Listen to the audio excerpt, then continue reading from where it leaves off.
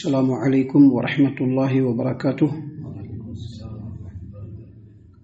اعوذ باللہ من الشیطان الرجیم، بسم اللہ الرحمن الرحیم۔ وَإِذَا قَرَأْتَ الْقُرْآنَ وَجَعَلْنَا بَيْنَكَ وَبَيْنَ الَّذِينَ لَا يُؤْمِنُونَ بِالْآخِرَةِ حِجَابًا مَسْتُورًا وَجَعَلْنَا عَلَى قُلُوبِهِمْ أَكِنَّةً أَن يَفْقَهُوهُ وَفِي آذَانِهِمْ وَقْرًا وَإِذَا ذَكَرْتَ رَبَّكَ فِي الْقُرْآنِ وَحْدَهُ وَلَّوْا عَلَى أَدْبَارِهِمْ نُفُورًا۔ اور اے محمد صلی اللہ علیہ وسلم، جب آپ قرآن کریم پڑھتے ہیں تو ہم آپ کے اور ان لوگوں کے درمیان جو آخرت پر ایمان نہیں رکھتے ہیں، آپ کے اور ان لوگوں کے درمیان ایک مخفی پردہ حائل کر دیتے ہیں، اور ہم نے ان کے دلوں پر پردہ چڑھا دیا ہے کہ وہ قرآن کو سمجھ نہ سکیں، اور ان کے کانوں میں بوجھ ہے۔ جب آپ قرآن کریم میں اکیلے اپنے رب کا ذکر کرتے ہیں تو وہ نفرت سے پیٹھ پھیر کے بھاگ جاتے ہیں۔ محترم سامعین اکرام، سورہ بنی اسرائیل سورہ نمبر 17 اور اسی سورت سے بھی آپ کے سامنے آیت نمبر 45 اور 46 یہ دو آیتیں تلاوت کی گئیں۔ دونوں آیتوں کا ترجمہ بھی باذن اللہ بتوفیق اللہ آپ تمام کی خدمت میں پیش بھی کیا گیا۔ سامعین اکرام، دونوں آیتیں اصل میں مشرکین مکہ کے تعلق سے ہے، لیکن ہمیشہ ایک بات یاد رکھیے کہ قرآن کریم کی جتنی بھی آیتیں ہیں، اگر ان آیتوں میں کچھ حکم دیا گیا ہے تو وہ حکم پورے انسانوں کے لیے ہے، صرف کسی خاص قوم کے لیے نہیں بلکہ تمام انسانوں کے لیے ہے، الا یہ کہ اس حکم کے بارے میں اللہ یا رسول کریم صلی اللہ علیہ وسلم خود کہہ دیں کہ یہ صرف فلاں قوم کے لیے ہے تو وہ فلاں قوم کے لیے ہوگا، نہیں تو قرآن کریم کی تمام آیتوں میں اگر کوئی بات ذکر ہے تو وہ سبھی کے لیے ہے۔ اور اسی طرح سے قرآن کریم کے اندر اگر کسی قوم کی کوئی صفت بیان کی گئی ہے تو اللہ تبارک و تعالیٰ اس بات سے پوری انسانیت کو یہ بتانا چاہتے ہیں کہ ایسی صفت نہیں ہونی چاہیے، اس صفت سے اپنے آپ کو بچانا ہے، اور اگر کوئی قوم اس صفت میں ملوث ہے تو وہ بھی اسی کے اندر مانی جائے گی۔ دیکھیے، اللہ تبارک و تعالیٰ نے سب سے پہلے فرمایا وَإِذَا قَرَأْتَ الْقُرْآنَ، اے نبی کریم صلی اللہ علیہ وسلم، جب آپ قرآن کریم کی تلاوت کرتے ہیں، پڑھتے ہیں، تو ہم آپ کے درمیان اور ان لوگوں کے درمیان جو آخرت پر ایمان نہیں رکھتے، جعلنا بینک و بین الذین لا یؤمنون بالآخرۃ حجابا مستورا،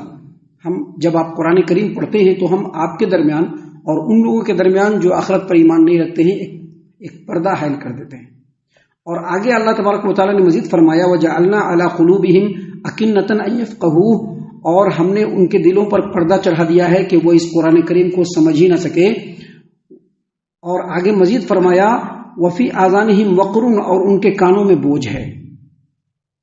سامعین کرام، ہم آپ کو بتلا دیں یہاں پر کہ دلوں پر پردہ پڑا ہوا ہونا، دل کا چھپا ہوا ہونا، یا کانوں میں بوجھ ہونا، یا اسی طرح سے ایسا محفوظ ہونا کہ کوئی بھی باہر کی چیز ہم کو افیکٹ نہیں کر پائے، یہ ایسے جملے ہیں جو مشرکین مکہ خود پیارے رسول صلی اللہ علیہ وسلم کے سامنے کہا کرتے تھے، مسلمانوں کے سامنے کہا کرتے تھے، جیسا کہ اللہ تعالیٰ نے اسی قرآن کریم کے سورہ حامیم سجدہ آیت نمبر 5 میں، سورہ فصلت جس کو کہتے ہیں، سورہ فصلت کے آیت نمبر 5 میں اللہ تبارک و تعالیٰ نے اسی بات کو بیان فرمایا کہ مشرکین مکہ کہا کرتے تھے مسلمانوں کے سامنے اور نبی کریم صلی اللہ علیہ وسلم کے سامنے کہ وَقَالُوا قُلُوبُنَا فِي أَكِنَّةٍ مِّمَّا تَدْعُونَ إِلَيْهِ، تم لوگ جس توحید کی طرف ہم لوگوں کو بلا رہے ہو اس توحید کے لیے ہمارے دل پردے میں ہیں، یعنی ہم سننے کے لیے ریڈی نہیں ہیں۔ وَقَالُوا قُلُوبُنَا فِي أَكِنَّةٍ مِّمَّا تَدْعُونَ إِلَيْهِ وَفِي آذَانِنَا وَقْرٌ، اور ہمارے کانوں میں بوجھ ہے، یعنی بہرا پن ہے، ہم حق بات نہیں سن سکتے ہیں۔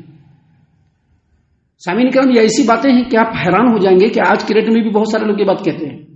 آج کے ڈیٹ میں بھی بہت سارے لوگ یہ بات کہتے ہیں، اور آج کے ڈیٹ میں بہت سارے لوگوں کی بات چھوڑ دیجئے، مسلمانوں میں یہ بات کہتے ہیں کہ ہم کو یہ سب چیز نہیں چاہیے۔ مشرکین مکہ کہا کرتے تھے، آپ اٹھا لیجئے سورہ حامیم سجدہ، سورہ فصلت، اس کی آیت نمبر 5 میں اللہ تبارک و تعالیٰ نے فرمایا وَقَالُوا قُلُوبُنَا فِي أَكِنَّةٍ مِّمَّا تَدْعُونَ إِلَيْهِ، اے مسلمانوں، اے نبی کریم صلی اللہ علیہ وسلم، آپ لوگ جس توحید کی طرف ہم کو بلا رہے ہیں اس سے ہمارے دل پردے میں، ہم نہیں سن سکتے ہیں۔ وفی آذاننا وقر، اور ہمارے کانوں میں بوجھ ہیں۔ ومن بیننا وبینک حجاب، اور ہمارے اور آپ کے درمیان ایک پردہ ہے۔ آپ کچھ بھی کہیے گا ہم سننے کے لیے ریڈی نہیں ہے، اور آپ کی کوئی بھی بات ہمارے اوپر اثر کرنے والی نہیں ہے۔ اللہ تبارک و تعالیٰ نے یہاں پر اس بات کو جو بیان فرمایا ہے کہ ہم جب آپ قرآن پڑھتے ہیں تو ہم آپ کے درمیان اور جو لوگ آخرت پر ایمان نہیں رکھتے ہیں ان کے درمیان ایک پردہ حائل کر دیتے ہیں۔ ان کے کانوں میں بوجھ ہے کہ وہ قرآن کریم کو سمجھ ہی نہ سکے، اور ان کے دلوں کے اوپر پردہ پڑا ہوا ہے جس سے وہ قرآن کریم کو سمجھ ہی نہ سکیں۔ یہ ساری باتیں اصل میں مشرکین مکہ نے کہا، اور جب مشرکین مکہ نے کہا تو اللہ نے بھی ان کو ویسا ہی بنا دیا۔ یاد رکھیے، اس روئے زمین پر جو انسان جیسا چاہتا ہے نا، اللہ اس کو اسی طرف چھوڑ دیتا ہے۔ اگر کوئی آدمی توحید میں آنا چاہے گا، کوئی آدمی قرآن کریم سے اثر لے کر کے اس پر عمل کرنا چاہے گا، اگر کوئی آدمی نبی کریم صلی اللہ علیہ وسلم کی تعلیمات کو سمجھ کر کے اس پر چلنا چاہے گا، اللہ اس کو اسی کے لیے آسان کر دے گا۔ اگر کوئی سوچے گا کہ نہیں ہم صرف قبر پرستی ہی کریں گے، تو اللہ تعالیٰ اس کو اسی میں بھیج دے گا، جاؤ، اللہ اس کے لیے رستہ کو کھول دے گا، جاؤ، کیونکہ یہ دنیا میں اللہ نے اختیار دے دیا انسانوں کو۔ اگر کوئی یہ کہے گا کہ نہیں ہم کسی بھی اللہ کو، بھگوان کو، اوپر والے کو نہیں مانتے ہیں، اللہ اس کو اسی میں آسانی کر دے گا۔ اگر کوئی چوری کرنا چاہے گا، اللہ اس کے لیے آسان کر دے گا، کیونکہ اس دنیا کو اللہ تعالیٰ نے انسانوں کے لیے بنایا ہے، انسانوں کو اختیار دیا ہے، وہ جو رستہ چلے گا اسی رستے پر اللہ اس کو چلنے دیں گے، اس کو روکیں گے نہیں۔ تو یہاں پر جو اللہ تبارک و تعالیٰ نے فرمایا کہ اے نبی کریم صلی اللہ علیہ وسلم، جب آپ قرآن کریم پڑھتے ہیں، قرآن کریم کی تلاوت کرتے ہیں، تو ہم آپ کے درمیان اور مشرکوں کے درمیان پردہ حائل کر دیتے ہیں، اور ہم نے ان کے دلوں کو پردے میں ڈال دیا ہے، دلوں پر پردہ چڑھا دیا ہے، اور ان کے کانوں میں جو بوجھ پڑ گیا ہے ہم نے بوجھ ڈال دیا ہے۔ یہ اللہ نہیں بلکہ ان لوگوں نے خود چاہا۔ جب ان لوگوں نے خود چاہا تو اللہ نے ان کے راستے پر ان کو چھوڑ دیا، ویسے ہی بن گئے۔ یہ مشرکین مکہ صرف اتنا ہی نہیں، یہ مشرکین مکہ صرف اتنا نہیں کہ ایسا بولتے تھے، بلکہ ان لوگوں نے مسلمانوں پر بھی پابندی لگا دی تھی، اور اپنے اپنے سرداروں پر بھی پابندی لگا دی تھی کہ جب قرآن کریم پڑھا جائے تو سننا بھی نہیں، جب قرآن کریم پڑھا جائے تو کانوں میں انگلی پھونس لینا، جب قرآن کریم پڑھا جائے تو شور مچانا شروع کر دینا۔ لیکن وہ لوگ خود پابندی نہیں کر سکے، لیکن اس کے باوجود ان لوگوں کی نفرت اسلام سے بڑھتی گئی، اور وہ لوگ اسلام سے دور ہوتے گئے صرف اپنے فکر کی وجہ سے۔ اللہ تبارک و تعالیٰ نے اسی بات کو یہاں پر بیان فرمایا کہ اے محمد صلی اللہ علیہ وسلم، جب آپ قرآن کریم پڑھتے ہیں تو ہم آپ کے درمیان اور جو لوگ آخرت پر ایمان نہیں رکھتے ان کے درمیان پردہ حائل کر دیتے ہیں، اور ہم نے ان کے دلوں پر پردہ چڑھا دیا ہے کہ وہ اس قرآن کریم کو سمجھ ہی نہ سکے، اور ان کے کانوں میں بوجھ ہے۔ اور آگے کہا وَإِذَا ذَكَرْتَ رَبَّكَ فِي الْقُرْآنِ وَحْدَهُ وَلَّوْا عَلَىٰ أَدْبَارِهِمْ نُفُورًا، اور جب آپ قرآن کریم میں اکیلے اپنے رب کا ذکر کرتے ہیں تو وہ نفرت سے پیٹ پھیر کر کے بھاگ جاتے ہیں۔ کیوں؟ کیونکہ ان کو اکیلے اللہ کا ذکر نہیں چاہیے، اللہ کے ذکر کے ساتھ ساتھ ان کے جو معبودان ہیں، ان کے جو بزرگان ہیں، ان کا بھی ذکر چاہیے۔ اصل میں کیا ہوتا تھا کہ جب اکیلے اللہ کا ذکر ہوتا تھا، جب اکیلے اللہ کا ذکر ہوتا تو ان کو لگتا کہ صرف ہمارے معبودوں کی توہین نہیں ہو رہی ہے بلکہ ہمارے آباء و اجداد کی بھی توہین ہو رہی ہے، کیونکہ جب اللہ کا اکیلے ذکر ہوگا تو جتنے بھی جھوٹے معبود ہیں سب کے سب کا بات ختم ہو جائے گی، پتہ چل جائے گا کہ صرف اگر کوئی آدمی یہ کہتا ہے کہ اس پورے روئے زمین میں، اس پورے کائنات میں اگر کوئی اختیار رکھتا ہے تو صرف اللہ، تو اس کا دوسرا مطلب کیا ہوتا ہے کہ اللہ کے علاوہ جتنے بھی ہیں ان کو کوئی اختیار نہیں۔ یہ چیز سن کر کے ان کو ایسا لگتا کہ صرف ہمارے معبودوں کی توہین نہیں ہو رہی ہے بلکہ ہمارے آباء و اجداد کی بھی توہین ہو رہی ہے، کیونکہ جب یہ کہا جائے کہ پورے کائنات کا مختار کل صرف اللہ تبارک و تعالیٰ ہے تو یہ بات اپنے آپ ثابت ہو جاتی ہے کہ اللہ کے علاوہ جتنے جھوٹے معبودان بنا کر کے رکھے ہیں ان کا کوئی ویلیو نہیں ہے۔ اس سے یہ سمجھ میں آتا ہے کہ ان کے آباء و اجداد اتنے بیوقوف تھے کہ ان لوگوں نے ایک بے اختیار شے کو با اختیار سمجھ کر کے ان کو پوجنا شروع کیا، ان سے مانگنا شروع کیا۔ تو اسی لیے جب تنہا اللہ کا ذکر ہوتا تھا تو وہ لوگ بھاگ کھڑے ہوتے تھے۔ سامعین کرام، یہ قرآن کریم ہے اور یہ قرآن کریم ہر دور میں ہدایت کے لیے ہے۔ یہ باتیں یہاں پر اس لیے بیان کی جا رہی ہے کہ کسی بھی دور میں ایسا نہیں ہونا چاہیے۔ ہر دور میں انسانوں کے اندر اور مسلمانوں کے اندر یہی بات ہونی چاہیے کہ اکیلے اللہ کی توحید کا ذکر ہو اور اللہ کی توحید کے ساتھ کسی کا ذکر نہیں ہو۔ لیکن افسوس کی بات ہے کہ یہ بات صرف مشرکین مکہ تک نہیں بلکہ آج مسلمانوں میں بھی ہے کہ بہت سارے مشرکوں، بدعتیوں، خرافاتیوں کے ہاں جب دیکھیں گے آپ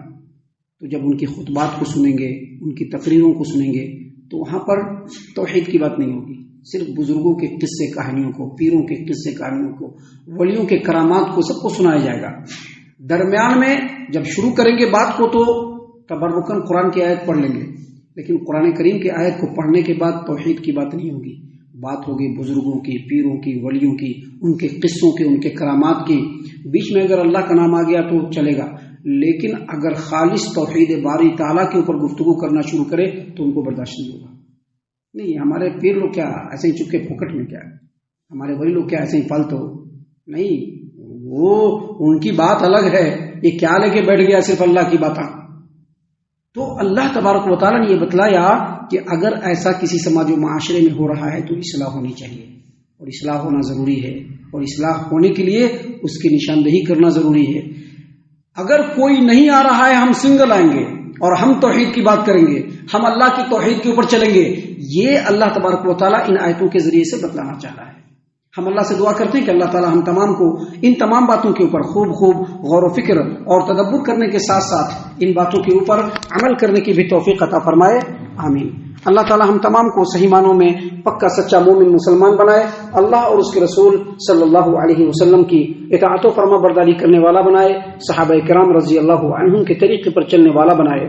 جنت الفردوس میں جگہ عطا فرمائے۔ اے اللہ ہم تمام کو جہنم سے پناہ دے، اے رب العالمین ہم تمام کو جہنم سے پناہ دے، اے مالک الملک ہم تمام کو جہنم سے پناہ دے، آمین یا رب العالمین۔ وما علینا الا البلاغ المبین۔ تبارك الذي نزل الفرقان على عبده ليكون للعالمين نذيرا